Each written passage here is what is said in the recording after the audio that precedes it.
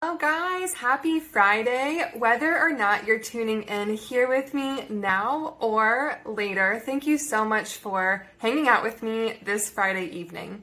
Before we get started, I wanted to remind you that Healthy Hands Academy enrollment is finally here. It's a self-paced digital course where I teach you how to take care of your hands with arthritis so that they can hurt less and you can move better and actually do the things that you need and want to do. I'm so excited. I know it's going to help so many during its lifetime. We already have an amazing cohort. We have just incredible students that are already deep into module 1 and 2 and loving it. And it's still not too late to join. The cart is still open. And in fact, if you enroll now, you receive a discount for the early bird discount. The early bird price, $50 off, is for you. That discount expires tomorrow evening, 11:59 p.m. my time, so Eastern Standard Time. So enroll tonight or tomorrow to get that early bird discount. So let's get into Fine Motor Fun Friday. I will be teaching you all about fine motor skills. Fine motor coordination, in case you didn't know, refers to the use and the control of our small hand muscles in order to engage in various tasks requiring fine motor control and manipulation. Some examples of tasks that require fine motor skills, and there's honestly so many of them throughout our day that we have to use these skills for, but just to name a few: using your phone, turning keys and locks, putting a plug into a socket or even pulling that out of the socket, buttoning and unbuttoning clothes or your shirts or anything really, zipping and unzipping, turning knobs such as on your oven, pushing microwave buttons, fastening snaps and buckles, tying shoelaces, brushing and flossing your teeth, clasping jewelry, opening up containers, writing, sewing, knitting, playing guitar, and so much more. So basically any activity that requires your hands, the small muscles of your hands, to coordinate a movement is considered an activity that requires a lot of fine motor skills and fine motor coordination. I often do share about hacks, ways to sort of hack an activity to make it a lot easier, such as adapting the key to make it turn easier, like using a key wing, or swapping out your clasps or hooks on jewelry for magnetic jewelry. It's still really important to practice your fine motor coordination skills, because the more that you practice, the easier that these things get, and practice makes progress. We can't necessarily hack our entire way out of ever having to use our fine motor skills. So I'm very excited to get started, because tonight I'm going to show you 5 different exercises that you can do to challenge your fine motor skills and to practice them. And they're great because they are using things that you already probably have at home. The first way to practice your fine motor skills using a sheet of paper, it is so simple, you guys, but it's really hard, is to crumple and uncrumple that piece of paper using one hand at a time. So we have 2 pieces of paper because I want you to try it with both of your hands. All right, so the crumpling part is easy. And you're going to want to do this on a flat surface. I would say it's probably impossible to do not on a flat surface. And then you're going to have to lay it back out all the way flat. And see how much my fingers had to coordinate together and work for that movement. Now I would say take another sheet of paper or scrap paper, junk mail, whatever you have, that is flat, that's not already crumpled up, because if it's already crumpled up, it makes it a little bit easier. And so you would just do that again with your other hand. I'm going to really squeeze it tight this time. See, I'm working on my grip strength there too. And then to uncrumple it, oh goodness, it's so hard, you guys. I hope that you are also practicing this and appreciating the struggle. They are. All right, so that was the first one. I'm positive that you have access to a sheet of paper. I'm also positive that you have access to a toilet paper roll. Even if it's not today, the next time that you are done with your toilet paper, just save this. I also want to highlight my ergonomic scissors. These are spring-loaded scissors, so I don't have to use my thumb with them, which is great. And you're going to cut off just like a small ring from that toilet paper. And I'm just going to pull up my camera. All right. So with your hand upright, this is cheating. I don't want your fingers to go to the floor at all. That's using gravity to help you. You're going to try to get this ring to each finger and then back, just using your one hand. So you can already see or imagine how much my fingers have to coordinate to do this. Okay. And it's, oh, this part's so hard, you guys. Especially, my hand really wants to like flip down, but you've got to keep it upright because that is what makes it such a challenge.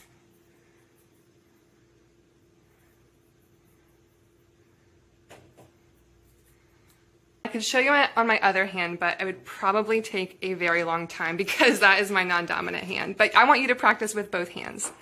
All right, the next one is doing some coin work.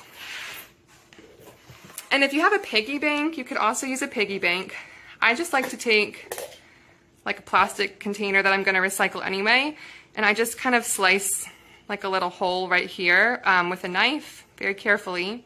And the smaller that you make this hole, or the thinner that you make it, the more difficult it's going to be. There's a few different ways to do this to make it either easier or more challenging, so I'll show you both. So if you really have a hard time with fine motor skills, you might even just practice like literally picking up a coin from a flat surface, such as a table. That might be enough to challenge you, and then depositing it. To increase that challenge, you could so you would take your coin and deposit it like into your palm, and then hold that with your fingers and work more coins into your palm. So I'm going to do 5. You could start, I would start with 3, especially if you're having a hard time with fine motor skills. 2 or 3 is all that you really need to get started. And then again, trying to keep your hand as upright as possible, because this is too easy. That just forces the coins into my fingertips right where I want them. To make your fingers coordinate, to challenge your fine motor coordination, to make your hands work, I want you to hold it upright. Try to work that coin to your fingertips before you deposit. So here I am upright again. I'm going to deposit it. And again, the more that you practice this, oh, see, it fell out of my hand. And sometimes that will happen. But the more that you practice using your hands like this, the easier that it will get. And then you can try your other hand. So if you have coins at home, you can join me.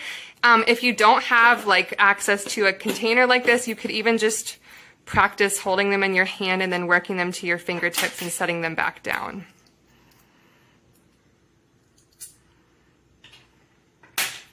And again, no cheating, no flipping that hand upside down, just like that. That motion is called palm to fingertip translation, because you are moving an object from your palm to your fingertips. Mancala is also a great game for palm to finger translation. If you're not familiar with it, look it up. It's a really fun game. And I do love games for fine motor coordination because it's great to like work out your hands without really even feeling like it's a workout. All right, so I think I asked you to bring cotton balls tonight. I actually don't have any cotton balls on hand. It's so weird. So I just grabbed some pom-poms from my mobile therapy clinic, but just pretend like these are cotton balls. So then you can grab a clothespin or a chip clip. So I grabbed just 2 different style clips to show you. And these help to strengthen the muscles that are in these 3 fingers, or even just in these 2 fingers. And having strength in this motion or in this motion is very important for your functional fine motor tasks. So this is not only practicing fine motor coordination, but this can also actually practice building up strength in those fingers and in those muscles to give you more power behind it. So there's a few different ways you can do it. You can, again, try it with these fingers on top and your thumb on the bottom. And then you could deposit them into a cup or a jar, or even just practice moving them around on the table. To make it more difficult and to practice sort of like a different muscle group, you could just isolate these two fingers like this. Now when you do this, I see a lot of people cheat and go like this. That makes it a lot easier and less challenging. That would be less fine motor skills and probably more thumb power. But if we're talking fine motor skills, then you really want to, move it from here, that side, up to your fingertips. So like more parallel with your fingers. And then you would try with just these two fingers. And then you can also experiment with different types of clips or different clip strengths. So this one is more difficult. So I probably, could not do this one very well. I guess I could do it. Ooh, not for a bigger one though. And for me, because I'm hypermobile, that would probably exaggerate my hypermobility. So I have to be really intentional and focus on trying to maintain a bend throughout my fingertip joint. It's so easy for me to just go here, but I really try to keep my joint alignment as I do these. All right, moving on. I recognize not everyone has glue sticks in their house. We have 3 little ones, 4 and under, so we do have glue sticks. And let me pull this camera up a little bit.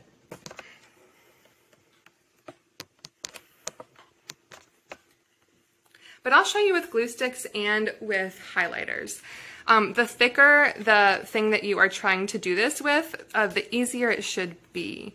So glue sticks would be easier, and I'm just trying to use my fingers to roll them in my palm. And down here would probably be easier than if it were upright. So I'm going to try to go upright. I'm resting my elbow on the table to keep my hand upright. And I might go in one direction and then try to reverse it, which one direction is always going to be so much easier than the other one. And then you could also try increasing your speed or switching hands. And then, of course, one hand's going to be easier as well. Today, my left hand's easier. And then I'll show you with highlighters. You could try pens or pencils, and these are thin highlighters. Thicker highlighters would be easier. The thinner that your utensil gets, probably the more difficult this is going to be. And as you can see, the small muscles of my hands really have to coordinate this. So now I'm going to try to reverse and see. I'm wanting to cheat. I'm wanting to come down here. I'm going to try to keep it upright.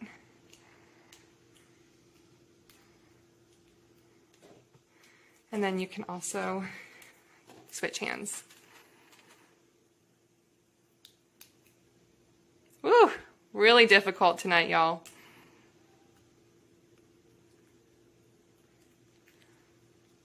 Okay, so that is it. They're pretty simple, as you can see. Like, they're pretty simple to do, but they're also very challenging. They're very challenging for the fine motor muscles and the fine motor coordination. And so if you are struggling with fine motor things, it's okay to adapt the task. It's okay to do hacks.